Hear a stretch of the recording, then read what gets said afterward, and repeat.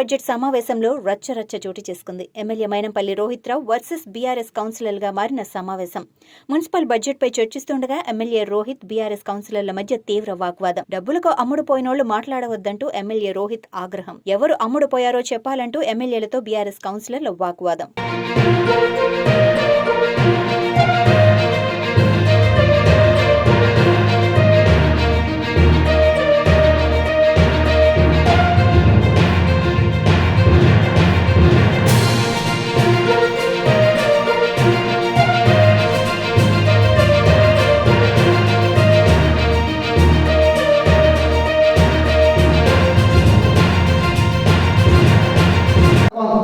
అదే విధంగా కట్టుబడి ఉండాలా, అదే విధంగా ప్రజల వైపు పొందాలా, ఇది గుర్తుపెట్టుకోవాలని చెప్పి తెలియజేసుకుంటా ఉన్నాను చెప్పి మీ అందరూ కూడా ప్రింట్ అండ్ ఎలక్ట్రానిక్ మీడియా సోదరులకు పేరు పేరున మరి ఇంకొకసారి ధన్యవాదాలు, అభినందనలు.